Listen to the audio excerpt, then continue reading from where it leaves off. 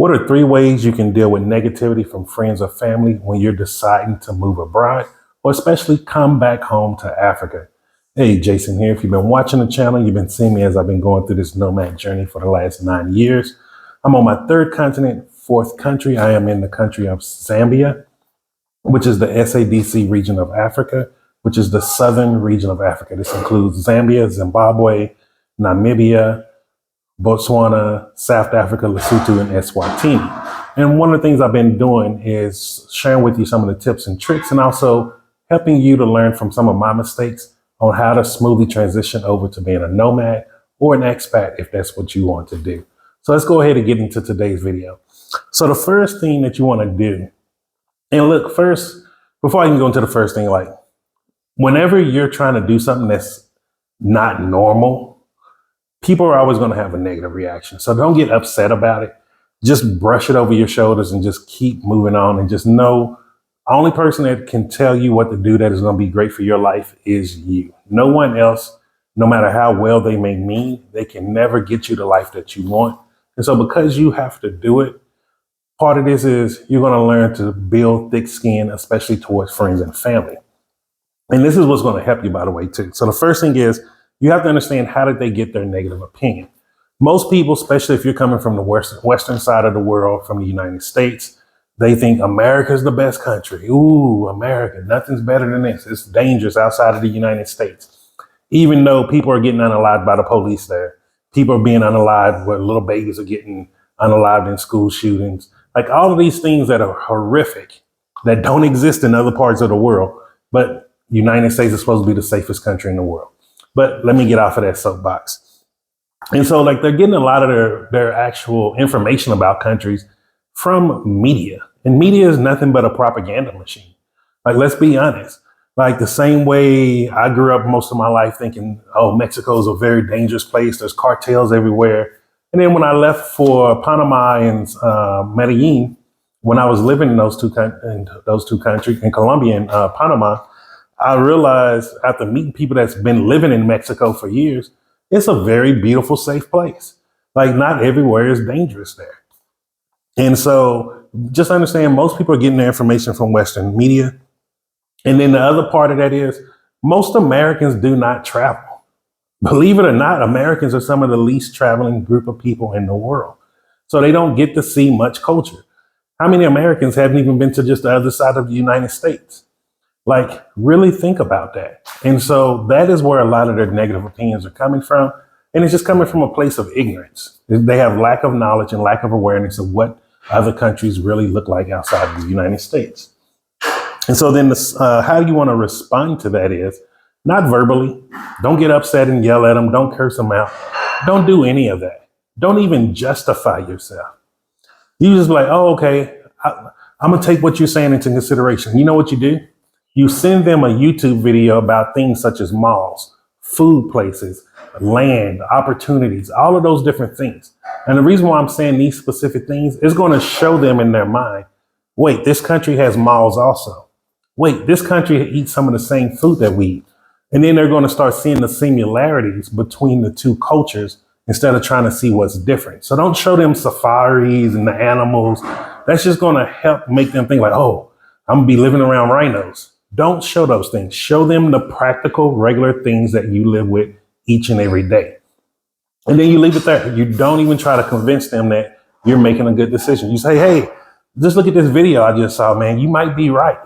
And when you say you might be right, people want to feel validated. They're just going to make them watch that video. And when they watch it and see, oh, wait, I'm wrong.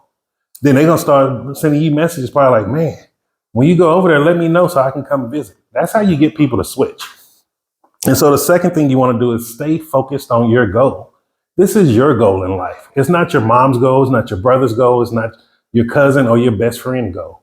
It's your goal and only you can accomplish it. So you do not need to let anything deter you from your goal. And then understand clearly why you want to leave the United States. Like really think about this. This is a big decision that you're making. It is scary in some situations. Even though you're not leaving the planet Earth, you're still on Earth. So it's not like much things are going to be that different, but it is something scary. And so You want to create a clear picture in your head of why you want to leave. So when I first left the United States, the main thing that I wanted to do, I just wanted to be in a countryside. I wanted to be able to walk outside of my house in the backyard with my feet barefoot, grab some fruit from the tree, whether it was a mango, apple tree, a pineapple plant, a papaya tree, my noni bush that I had. Those was the things that I wanted. I just wanted a simple, slow life. I wanted to just be able to get back in touch with nature, get back in touch with who I was. And that was the picture that I was building on the entire time that I was getting up to leaving the United States to go to Panama. Now that picture was completely different coming to Africa. Now I'm looking more at the pictures about getting land, getting resources, accumulating businesses. It's a different mindset now. So it's a different picture because I have a different goal. So you want to be very clear on your goal and why you are wanting to leave your own country. But that's going to help you when you start running into the things that you may not like in your new country, but you're going to see, this is what I really wanted. I didn't want the rest of the stuff that's bothering me. And so please don't minimize this part right here. Get very clear on your goal and make a clear vision of why you want to leave. And then the third thing, and this is the hardest one for most people, you have to make a committed decision. And you block out anything that contradicts your decision, meaning you start getting real thick skin. When people are telling you all the negative stuff they've heard from somebody, a friend of a friend of a friend, you say, okay, and you just keep walking. You don't take any of that to heart. You do not care. And you say, look, this is my life. I'm doing this for me.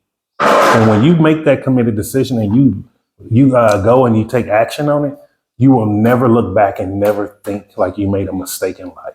And so I just really wanted to share those with you. I know a lot of people are thinking about how to leave the United States or where they want to go. But these are some of the things that you really need to be focused on because unfortunately, most of us don't have supportive friends and family.